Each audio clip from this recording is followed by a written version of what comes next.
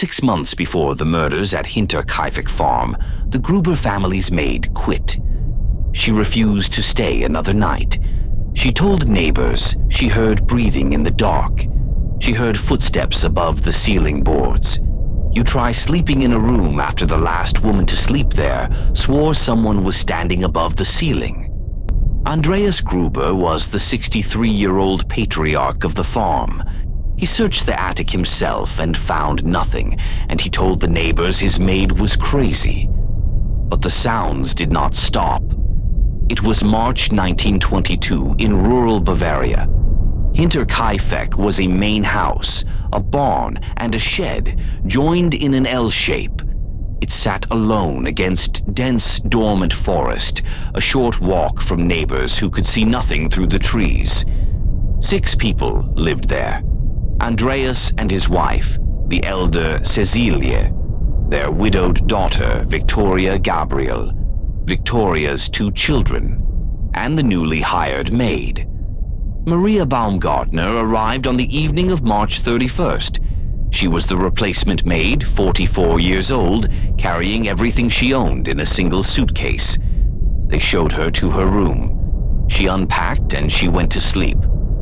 By morning, she was dead. Days before, Andreas had described a set of footprints to his neighbors. He said they led from the edge of the forest toward the farm. He said there was no matching set leading away. By his account, whoever walked out of the forest never walked back. The family wasn't seen for days. The Easter weekend came and went. Finally, a mechanic delivering parts grew suspicious when no one answered the door. The mailbox was overflowing. He gathered a small group of neighbors to investigate. On April 4th, they stepped into the farmyard. Lorenz Schlittenbauer was among them, a farmer from the neighboring hamlet. The farm looked entirely normal. The cattle stood calm in their stalls. The men walked toward the barn. Schlittenbauer pushed open the heavy wooden door. The smell hit them first. 4 bodies lay stacked under the hay. Andreas, his 72-year-old wife Cecilia, 35-year-old Victoria, and her 7-year-old daughter, the younger Cecilia. They had been struck from behind, one by one, lured into the barn. Schlittenbauer tore the hay off the bodies. He claimed he was looking for survivors. The murder weapon rested nearby. It was left propped against the wall. It was a mattock, a heavy iron farm tool with a thick wooden handle. The killer had not brought a weapon. They used the family's own tool. One of the men turned and ran the other way, across the fields, to the nearest working telephone, shouting for police. The rest walked to the house. The door was unlocked. In his small bed, 2-year-old Joseph lay dead. Across the room, Maria Baumgartner lay in the bed she had slept in for a single night. Both had been killed in their sleep with the same iron mattock. 6 people were dead. A short walk from the nearest neighbors. No one heard the heavy iron fall. No one heard a scream. The Munich detectives arrived the next day. They found a crime scene that made no sense to them. The killer had not fled into the night in a panic. The killer stayed. Food had been eaten from the pantry. The cattle had been fed and milked. The intruder lived in the house, tended the farm, and ignored the bodies freezing in the barn. The detectives began their inventory. They noted the exact positions of the victims. They photographed the frozen ground. Picture yourself passing the farm in those in-between days.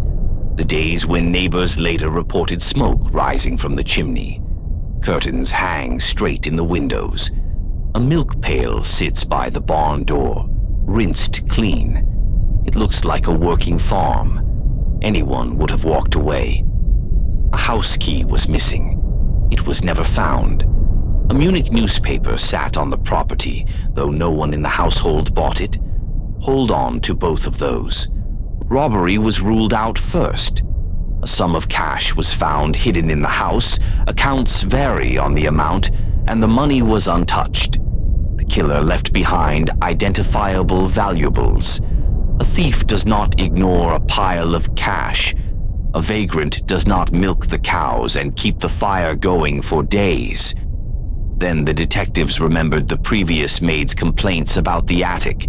Someone had been hiding inside the house before the murders.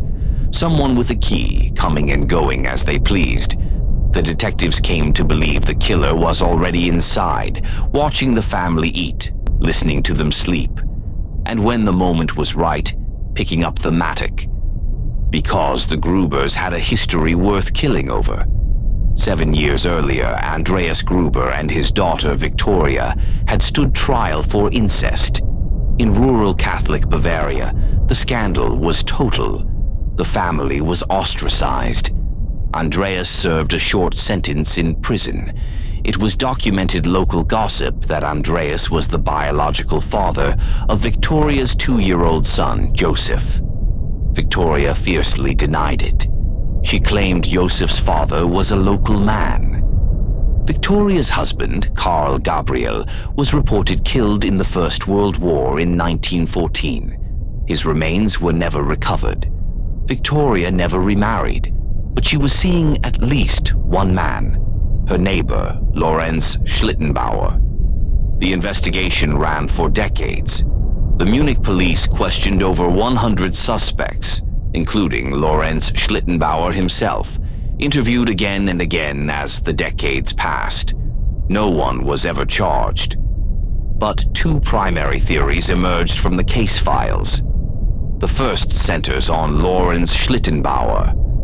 He was the man who opened the barn door on April 4th, and the men who entered the farmyard with him remembered what he did next. He walked straight to the barn. He did not search the house. He did not call out for the family. Schlittenbauer allegedly believed he was the father of Victoria's children. Suppose he discovered the truth about 2-year-old Joseph, that the boy's father was Victoria's own father. That discovery could have been enough. He knew the farm. He knew the family. He knew exactly where the mattock was kept. The second theory came home from the war. Remember Carl Gabriel, reported dead in France, his body never recovered. A man walks back into Bavaria years after his own death notice. He finds his wife raising a 2-year-old son who cannot be his. Then he hears the village rumor about who the father really is. He would know the layout of the farm and every routine on it, and he would have come back angry. There is even a local legend about the footprints.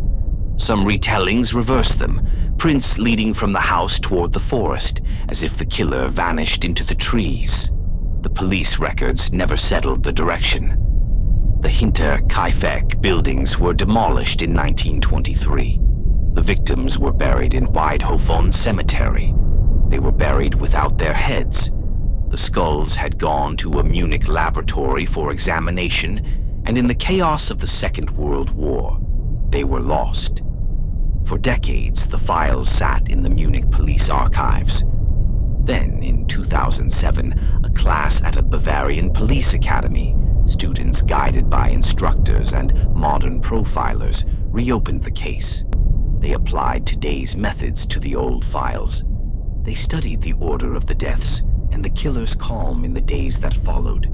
The profile that emerged was of someone who felt entirely justified.